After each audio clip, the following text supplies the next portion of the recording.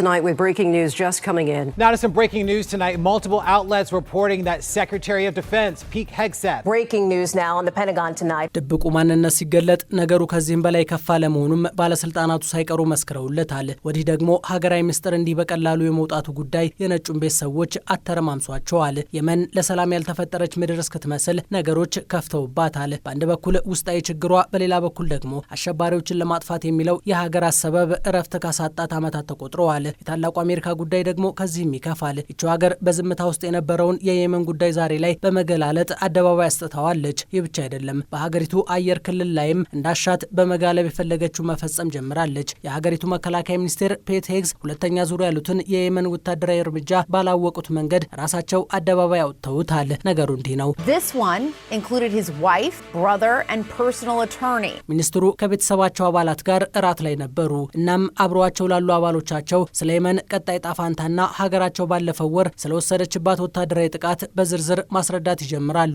ነገር ግን በመሃል አንድ ጥቁር እንግዳ ነበር። ይኸውም ለአትላንቲክ ጋዜጣ የሚጽፍ ጋዜጠኛ።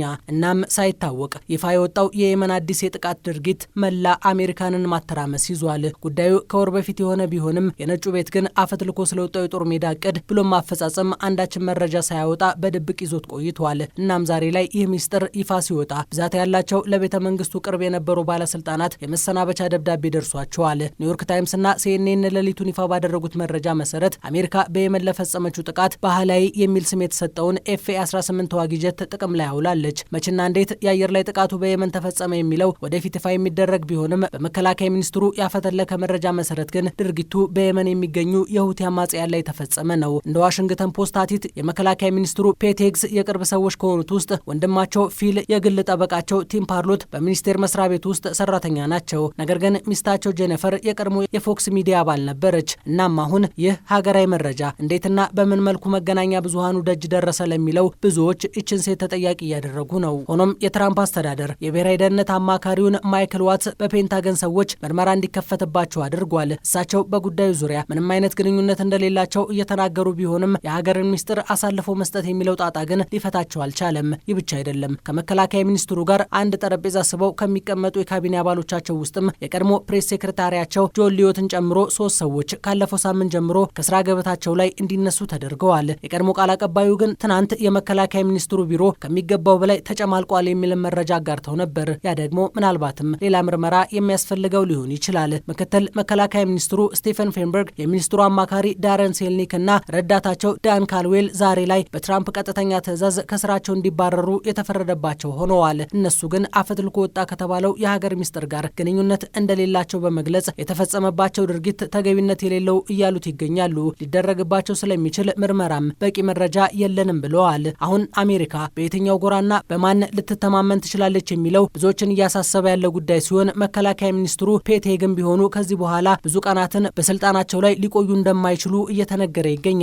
የትራምፕ የቅርብ ሰው ከሚባሉት ውስጥ አንዱና የመከላከያ ሚኒስቴር መስሪያ ቤቱ ቃል አቀባይ ሾን ፓርኔል ሌላ ታሪካዊ ቀን ባሉት የቅሌት ዜናው ትራምፕ በዚህ ጉዳይ ላይ የተለሳለሰ አቋም ያሳያሉ ተብሎ አይጠበቅም የሚልን መረጃ ሰጥተዋል። ይህ አንድም የሀገርን ሚስጥር አሳልፎ ከመስጠት ጋር የሚገናኝ ሲሆን፣ ሌላው ግን ለፕሬዝዳንቱ ያለን ታማኝነት በእጅጉ ጥያቄ እንዲነሳበት ያደረገ ነው። አናዘር ዴይ አናዘር ኦልድ ስቶሪ ሾን ሀሳባቸውን ለማጠቃለል የተጠቀሙበት ቃል ሲሆን እሳቸው ከዚህ በኋላ አሜሪካ ማን ሊታመናት ይችላል የሚለውን የጋዜጠኞች ጥያቄም አለባብሰው አልፈውታል። ሆኖም ከፔንታገን እየወጡ ያሉ መረጃዎች እንደሚናገሩት ወጣ የተባለው ወታደራዊ መረጃ ያን ያክል የሚያሳስብ እንዳልሆነ ሲሆን ለጉዳዩ ቅርበት አለን የሚሉ ሰዎች ግን ይጠይቃሉ። ታዲያ በዚህ ደረጃ ጠቃሚ ካልሆነ ጉዳዩ ስለምን ትራምፕ ከመረጃው ጋር ግንኙነት ያላቸውን ሰዎች አባረሩ?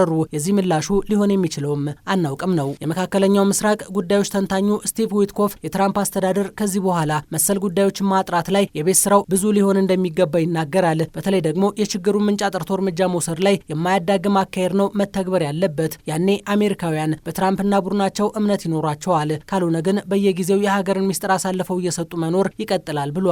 የመን ከዚህ ሁሉ ጣጣ በኋላም ቢሆን ከአሜሪካ ድሮንና ሚሳኤል አላመለጠችም።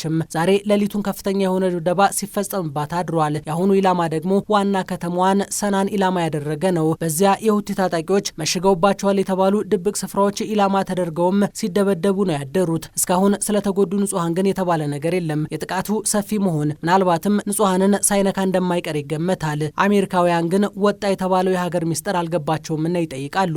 ዋር ፕላን የጦር ስልት ወይስ ደግሞ ደግሞ ፕላን ኦፍ አታክ የጥቃት እቅድ። ነገሩ ውስብስብ ነው። ሌሎች ተጨማሪ መረጃዎች እንዲደርሶት የቻናላችን ቤተሰብ ይሁኑ። ሰብስክራይብ በማድረግ ያበረታቱን። እናመሰግናለን።